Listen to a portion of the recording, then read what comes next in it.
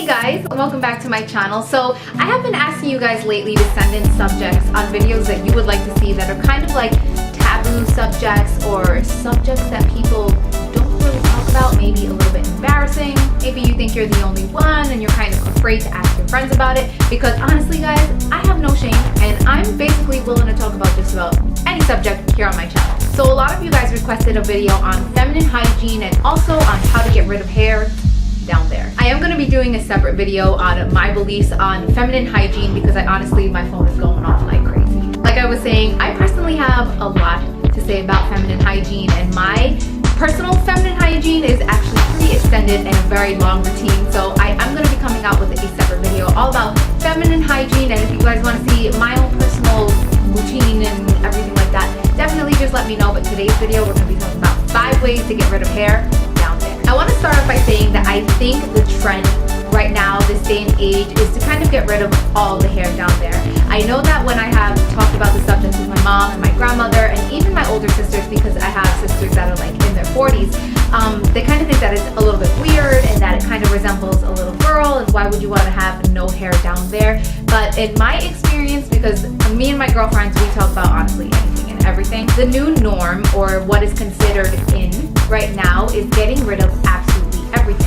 So there may be more ways than what I personally thought of. So if you guys can think of any other ways to get rid of your hair down there, definitely just let me know in a comment down below. But today we're going to be talking about shaving, waxing, lasering, epilating, and using depilatories. Number one, and probably the most popular, I'm going to say, and the most easiest way to go ahead and remove all of your hair is by using a razor and to just shave. The thing with shaving is that it only removes the very top layer of hair, so it's not removing anything below the skin surface or from the roots of the hair. So because of that, you're not ever really going to get that very smooth surface. It's not going to last you as long.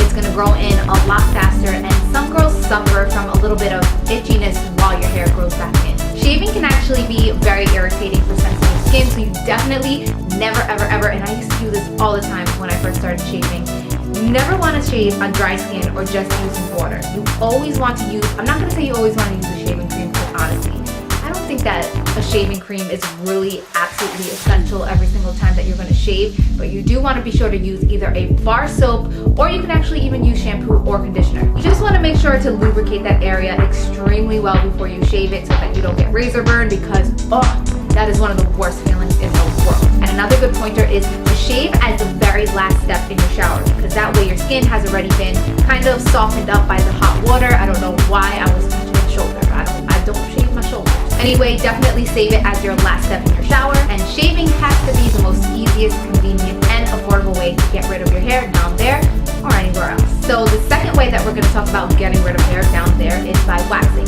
When you walk into your wax appointment, they're going to ask you what type of wax style or design that you prefer. There are 2 different ways. So if you prefer to get a bikini wax, it's basically just going to get rid of the hair that sticks out of your underwear, or if you are wearing a bikini bottom, so it's basically along the sides. It's going to extend to in between your legs, and most of the places do include your butthole. Definitely a weird sensation. Now if you prefer a Brazilian wax, they're basically just going to get rid of everything, 100% everything. Now I'm not going to say that this process is extremely painful. It's probably a 4 out of 10 on the whole painful scale. I will have to say that you have to be very comfortable with your body and with your private parts. Whoever is performing that wax on you is definitely going to be all up in your space.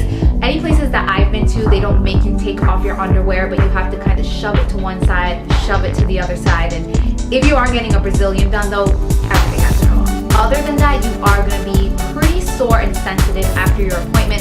I'm going to say going into the next day. It's definitely not something that you want to do before a hot date. I believe you're not supposed to have sex the same day as waxing. The good thing about waxing though is that since the hair is removed from the entire root, so that goes below the surface of your skin, whoa. It is going to take about 2 full weeks for all of your hair to grow back in, and when it does grow in, with the more times that you do it, your hair is going to start growing in finer and finer. The only downside I would say to getting a wax is the awkwardness, the pain, and the price. Here in New York, it ranges anywhere from about $50 to $75 for a wax, but again, it can last you up to 2 weeks. The number 3 way that we're going to talk about removing your hair from down there is by lasering. This is something that I have not personally tried myself, but my younger sister has. It is expensive side. It is on the expensive side. It's around $2,000 again here in New York for the entire course, and you are going to need a number of sessions. It can take anywhere from 6 to 10 sessions. Now, when you laser your hair, the laser actually does kill the hair follicle. It like breaks down the keratin bond inside of your hair, which basically breaks down the hair follicle.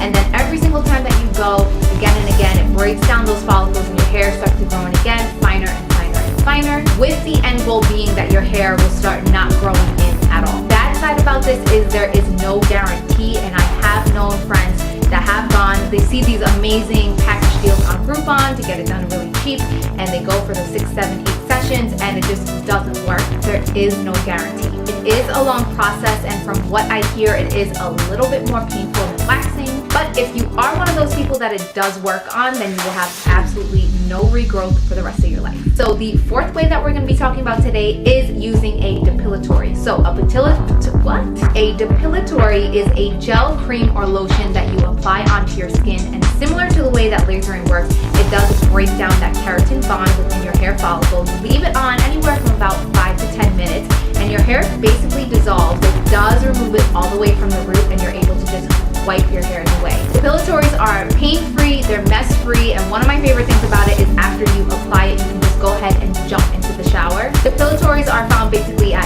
any drugstore, and they are pretty affordable. They're anywhere from $5 to $10. I am going to say that the one big con or downfall to depilatories are the smell. I don't know what chemical is in these depilatories that they all have. If you guys ever picked up a bottle of Nair, you know what I'm talking about. When you apply them onto your skin, they kind of have this like burning hair smell.